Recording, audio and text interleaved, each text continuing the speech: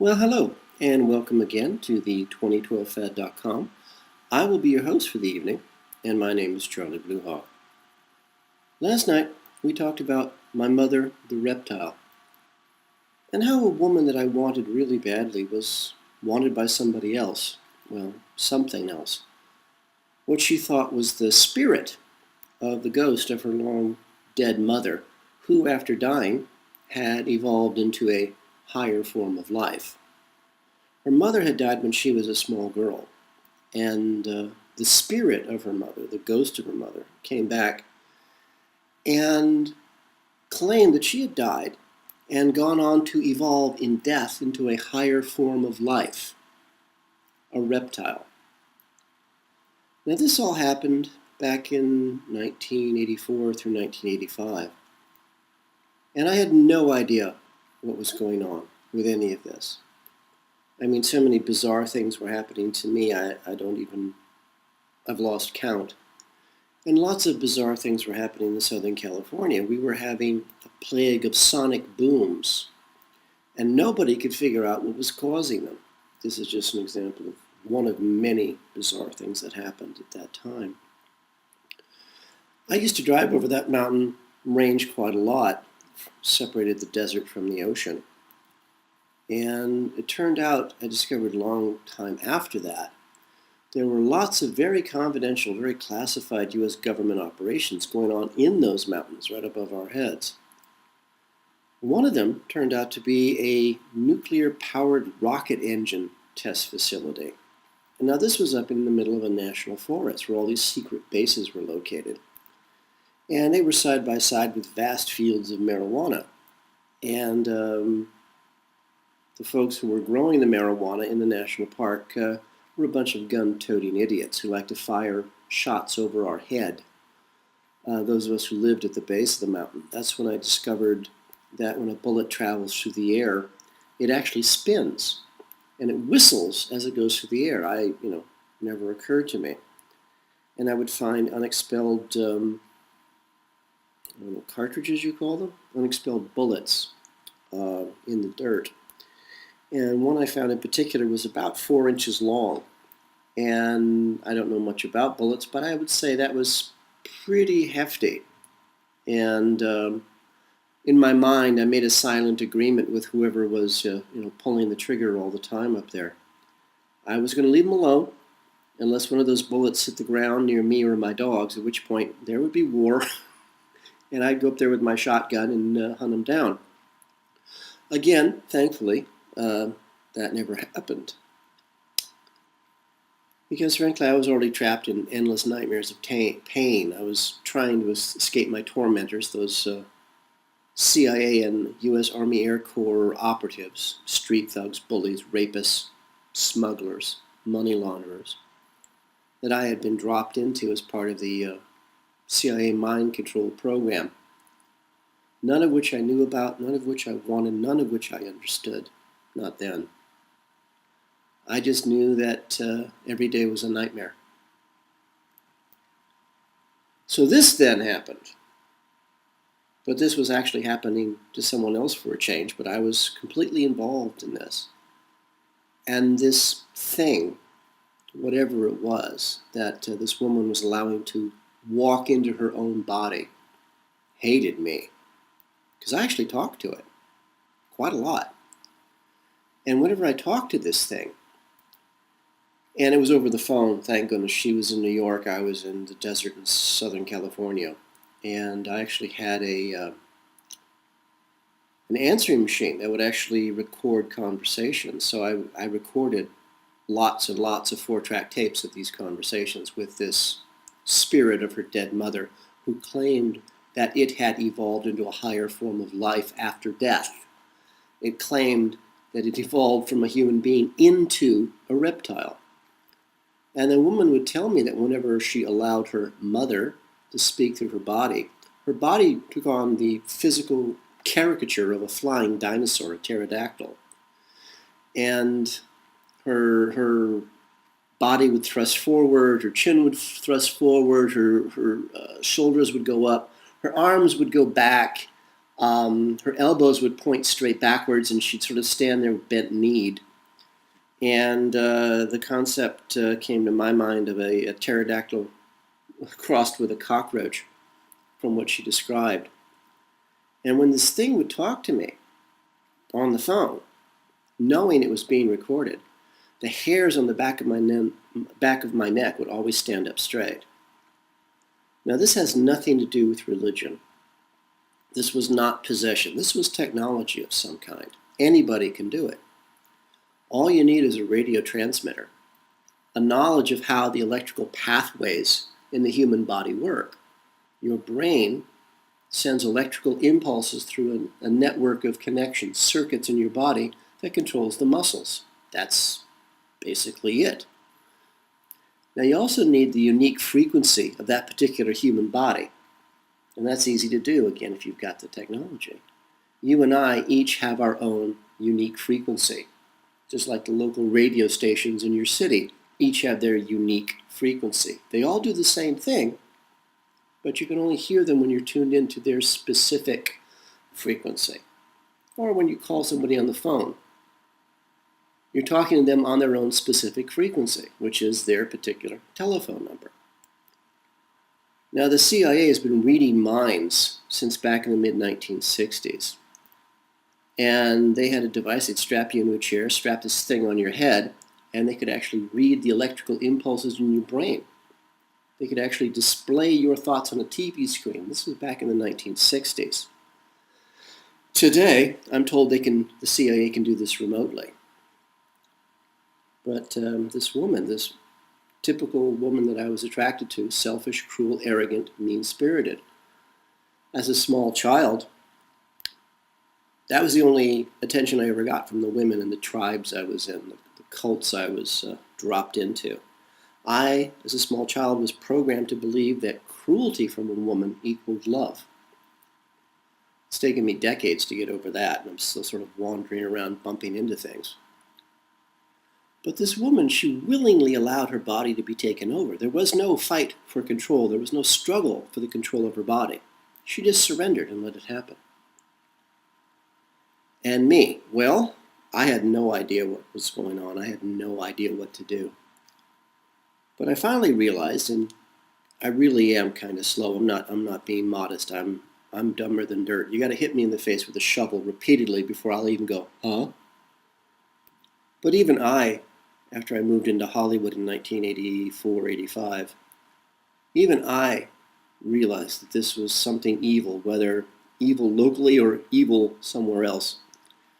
And I threw out all these 4-track tape recordings that I had made of the conversations with the spirit of her dead mother, who had died and gone on to evolve into a higher form of life, had evolved upwards into a reptile. I later discovered that I had not thrown all of the 4-track tapes out. I had one left, and I played it one day, during the day, in my friend's car, a friend from work, Greg. We were going somewhere. I think we were going to Toys R Us to buy his son some toys. I had never been in a Toys R Us store before. And I walked into the store with my friend Greg, and I was absolutely overwhelmed. I mean, it was like 5 stories tall and packed, like this huge warehouse with nothing but toys. It actually scared me. But we were on our way over to the toy store for his son. And I said, Greg, you want to hear something? He said, sure. So I put the tape into his car's 4-track tape deck, and I turned it on for just a couple of seconds. And then he screamed. I mean, he's driving the car, and he screams at the top of his lungs, turn it off. It was scary. I know it scared me, and I'd heard it, dozens of times. But you see, it was real. It was there, and it could not be denied. But it could be ignored. And so tonight I thought we would chat about the hidden art of the closed mind. And for some reason, it is our nature not to see things. We don't see things that worry us. We don't see things that scare us. And we certainly don't see things that frighten us. We choose not to see things that are terrible. Because if we see them, then we actually have to do something about it. Or we have to admit that we saw these terrible things and then did nothing to stop them. And who wants to be that kind of guilty? The hidden art of the closed mind. Our masters know all about us. They know this about us, and they have, after all, been herding us as cattle for at least the last 8,000 years. The politicians, their servants, know this about us. This is why a politician can lie right into our face, telling us the most amazing nonsense, and then we pretend not to see it. Now the Mandarin class, the Mandarins, the servants of the masters, they know this about us. The Bushes, the Cheneys, the Clintons, the Obamas. They know that we would prefer a beautiful lie rather than deal with an ugly truth. We, you and I, would rather hear a beautiful lie, even if that lie cannot stand on its own. Because even that beautiful lie has to be covered up with even more beautiful lies. So many beautiful lies that it gets to the point where we have to be jobless, we have to be homeless, we have to be penniless, we have to be starving. But we'd still prefer the beautiful lie over the ugly truth. At what point do we say that's not true? When we're lying in the gutter, broken?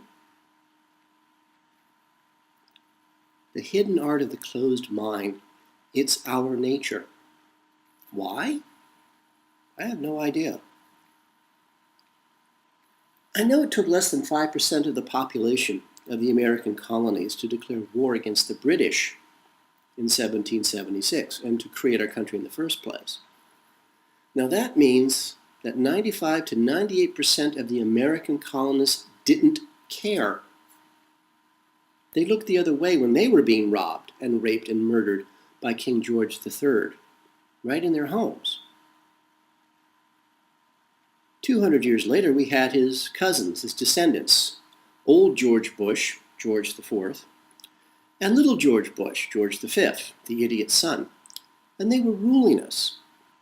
And again, we looked the other way when they lied, when they raped, when they robbed, when they murdered us, when they murdered innocent people all over the world in our names.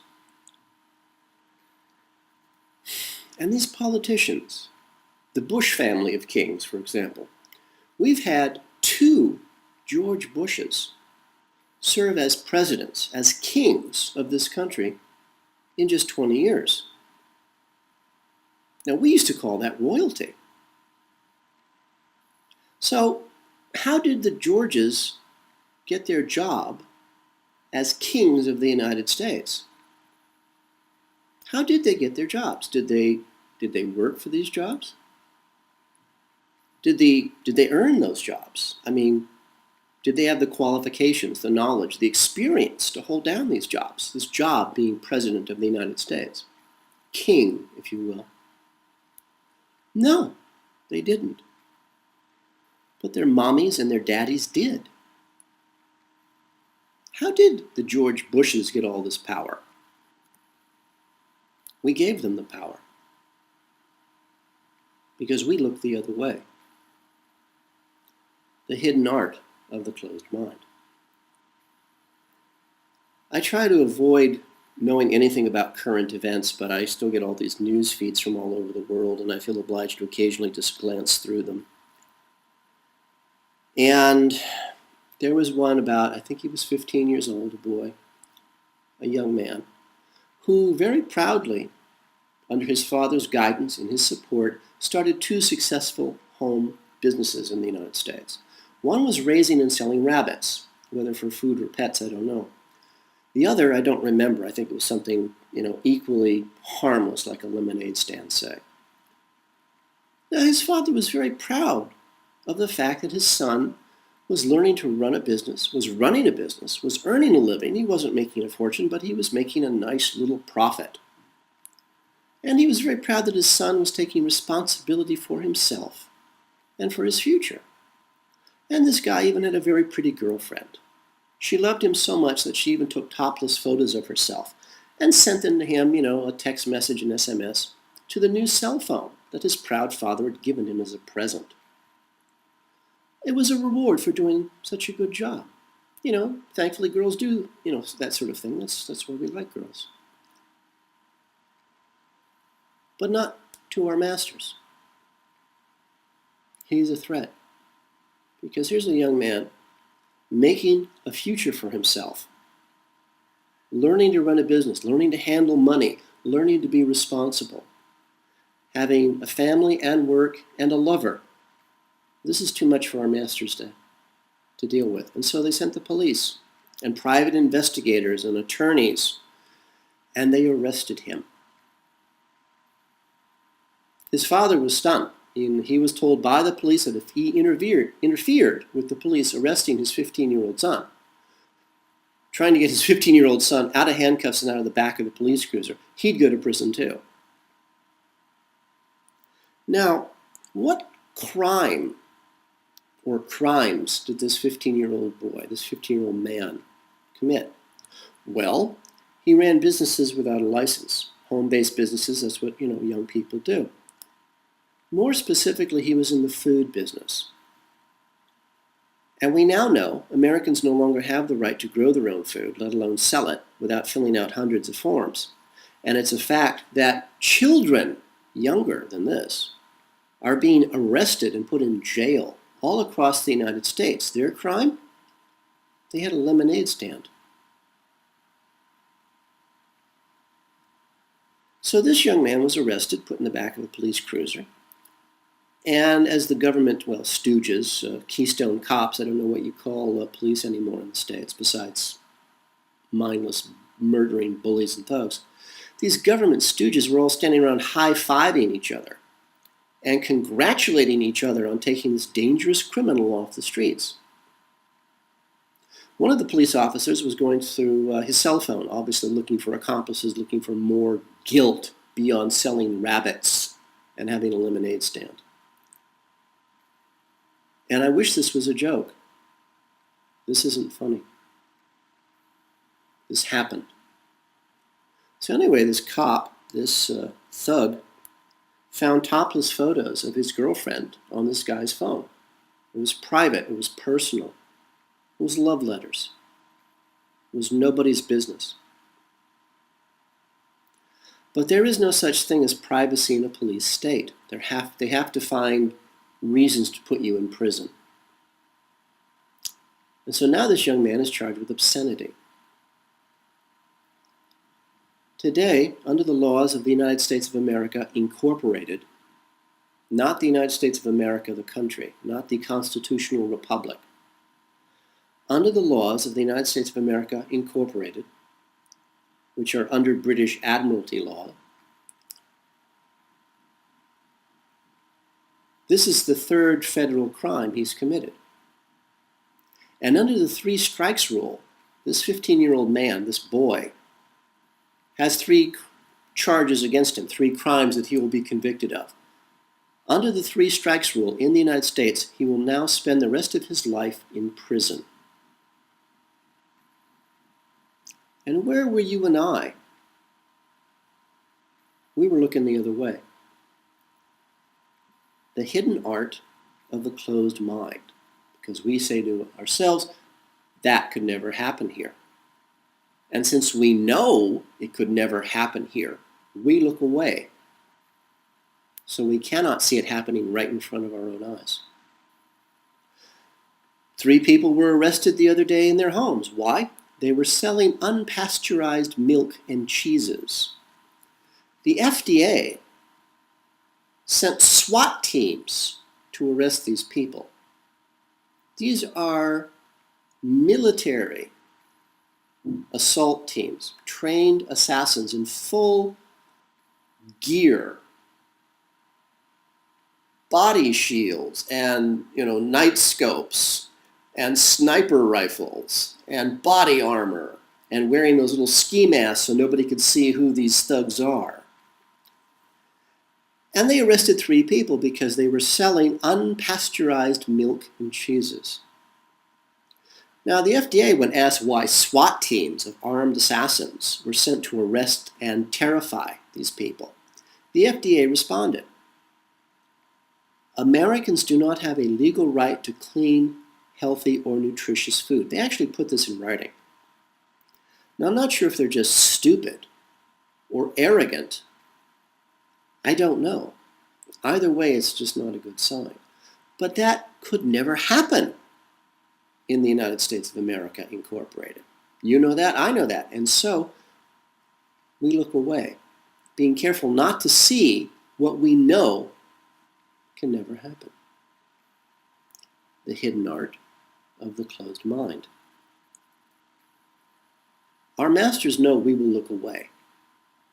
We will not see what we know can never happen. Because if we did see it, we might actually have to do something about it. So, selling vegetables from your garden. So if you sell vegetables from your garden, you go to prison. So you sell unpasteurized meat and cheese, milk and cheese, you go to prison. You raise and sell rabbits for food in your backyard with your father's approval and help. You go to prison. Armed soldiers, military, in your city, enforcing the most bizarre and unjust and hateful laws imaginable. Today, those in charge have no knowledge of the law. They have no knowledge of human behavior. They have no concept or understanding what it is just to be human, just to live. Our masters, their servants, the Mandarin class, the Bushes, the Cheneys, the Clintons, the Obamas, they've never boiled an egg. They've never made a pot of coffee. They've never stood in line at the ATM machine. They've never gone to the dry cleaners. They've never wandered over Target and bought themselves clean underwear. They have no knowledge of us, of our lives. There's this classic story of old George Bush, George IV, doing a photo op at a department store. He'd never been in one in his life. He didn't know how to buy anything. He didn't know anything about money, about cash.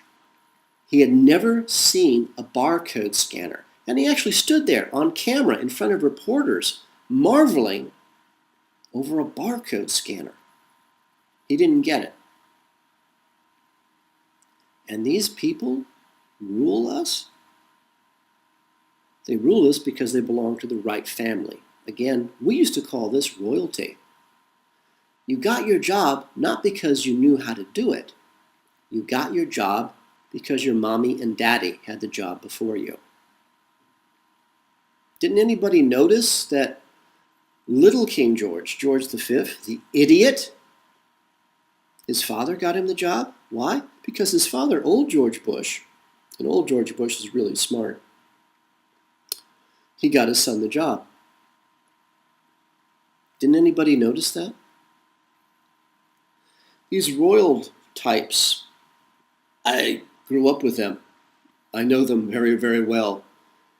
The families that I live with, the clans, the bullies, the thugs that I grew up with, the CIA assets, the CIA agents, the U.S. Army Air Corps operatives, they all were lackeys for these people. So I grew up in their houses looking at this obscene wealth and how truly arrogant and lazy, spoiled, and mean-spirited these people are. They know nothing about the cattle their God-given slaves live. If you really want to see, by the way, the Mandarin class in action, the servants of the servants, go to Southern California, go to a place called Newport Beach. This is where the CIA families congregate on the West Coast. And if you really want to see these people as they really are in normal life, there's a place called Fashion Island, Newport Center. It's a very, very trendy fashion mall, open-air mall. It's been there for years. Go and just walk around and listen. You will hear the most amazing things. You will be astonished by the arrogance and the laziness and how spoiled and mean-spirited and cruel these people are. And they're so arrogant and they're so fearless. They will do this in public. It's truly astonishing. It's the CIA West Coast haven. This is where they put their families. I actually knew the little old lady whose husband built most of Newport Beach. He was in the housing business. And he, of course, left her when he found a younger, prettier wife, but she was always very sweet and kind to me. She would take me to lunch once a week at the Robert E. Lee, which is a restaurant that looks like a riverboat in Newport Harbor. I'd have a, what do you call it, French dip sandwich, and she'd have a glass of Jack Daniels. But her husband had built all of Newport Beach, all of the houses, and sold them to CIA agents and their families. A more foul, despicable, dirty place? Well, Washington, probably. But these people have no sense of reality of what is really going on in the real world. I thought I would never see that sort of Newport Beach thing again until I got to New Zealand. And I saw it over and over again, the managers there. After 40 years of the best and the brightest of their people fleeing for their lives, never to return, the thinkers, the doers, the achievers, the responsible ones, they've all left. So if the best and brightest of your culture have fled the country for the last 40 years, who does that leave behind? The morons. And over and over and over again, I met managers, the Mandarin class of the New Zealand culture, who had been there at the same job for like 20 years. They sat at the same desk. They went to the same meetings. They answered the same telephone day after day, year after year. And after 20 years, they still didn't know what their job was. And so in New Zealand, they had raised the art of lying to such a high degree that their culture today would collapse without it. The New Zealanders lie about everything, and they lie about everyone. And when faced with a management decision, they never ask questions, they never talk to people who are actually doing the real work. Instead, they imagine what's going on. They have a fantasy picture in their mind, and then a few hours later, they have another fantasy picture. They imagine what's going on, but none of this is based on reality.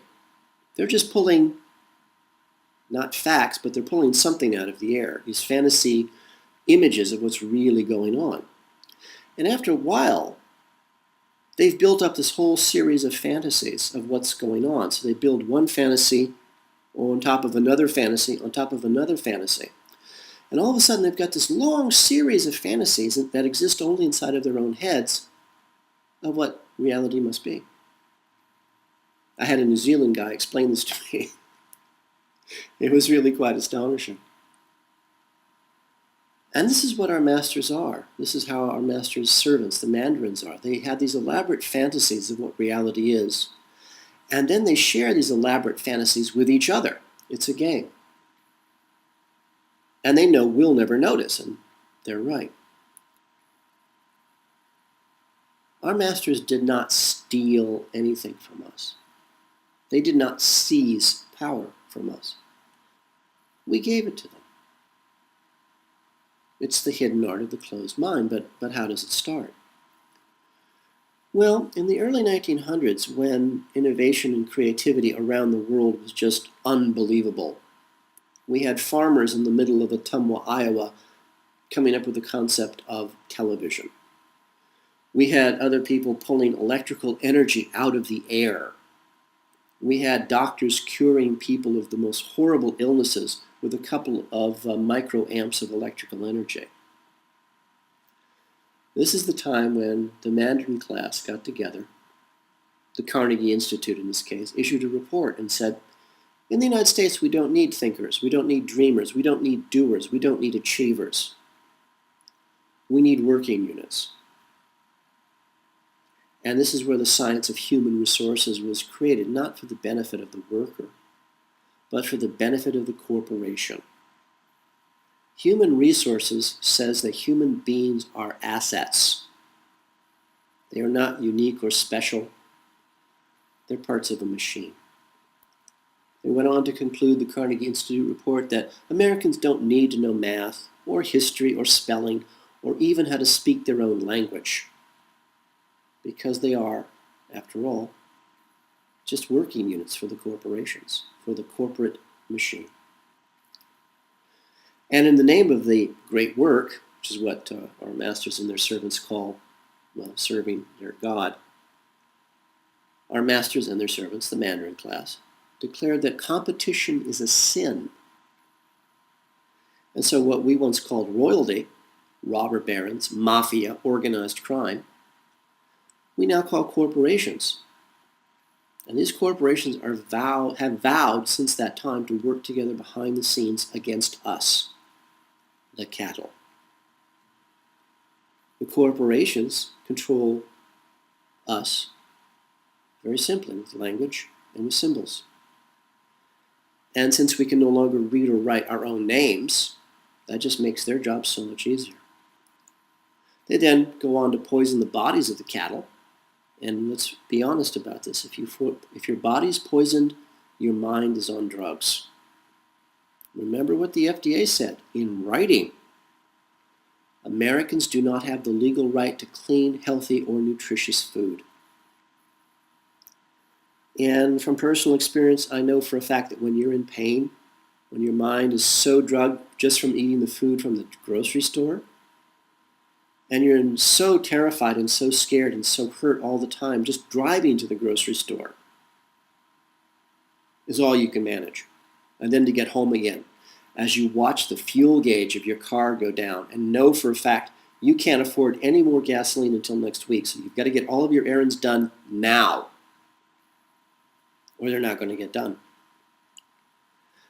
You can't be expected to know that oil is so common in our world, in our country, that it's literally bubbling up out of the ground all by itself, and we don't need to go overseas and murder people for their oil. We have enough of our own, thanks. I mean, there's one 400-mile section of Alaska. There's enough oil to fuel the United States of America for the next 200 years. And the oil that they take out of the ground today, they discovered that it's newer than the oil they took out of the ground a few years ago, which means that our Earth, our home, is making new oil every single day. The hidden art of the closed mind. And it's true. And I'm so sorry to say it, but the truth is 98% of us really are cattle. And there's nothing that you or I could do about it. There just isn't enough brain power in these people to make them any more than what they are. Unless, of course, it's the dead brown dwarf star passes through the plane of our solar system with 3 planets of its own. And because the universe is electrical, and because that dead star and those planets will carry their own unique electrical charges, there's going to be a short circuit. And lightning is going to leap from planet to planet as they pass by us. This will have the effect, as it has done for millions and millions of years, it will dry clean the earth. It'll put more oxygen into our atmosphere. It'll render all the poisons in our environment down to their basic elements. It means they'll be harmless. But maybe that same jolt of electricity, that same zap of electrical current leaping from planet to planet, will maybe zap 7 billion human cattle and wake them up. Give them a chance to think for themselves. The hidden art of the closed mind says that until then, we'll ignore what frightens us. And our masters and their descendants know this and use it against us every single day. Their ancestors knew it, they know it, now we know it. So it really is a race. Will enough of us wake up to hold off our masters until the dead brown dwarf star zaps the rest of us with enough electrical current to wake up 7 billion head of cattle? Or will hate win and convert those who are left, the mystical 500 million head of cattle that our masters tell us is all they want? 500 million people out of 7 billion, which means they have to kill 6.5 billion people. But the 500 million they hope that are left will be a whole new race of people. And their whole lives will be based on hate on the worship of Satan. Whether she's real or not, it doesn't matter. Our masters believe that Satan, Yahweh, exists. And, that's all you and I have to worry about. And that 15-year-old boy, who's now suddenly a man, all he has to worry about is being in prison for the rest of his life.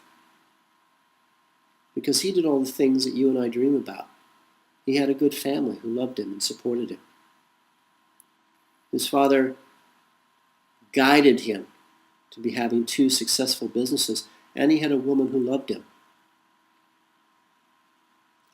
And these are crimes that our masters cannot tolerate. Free will, hard work, love. Will he go to prison for the rest of his life because he wanted nothing more than to be a human being, to be a man? What will happen to him? It really is all up to you. May you live as long as you wish. May you love as long as you live. For the 2012fad.com, this is Charlie Bluehawk.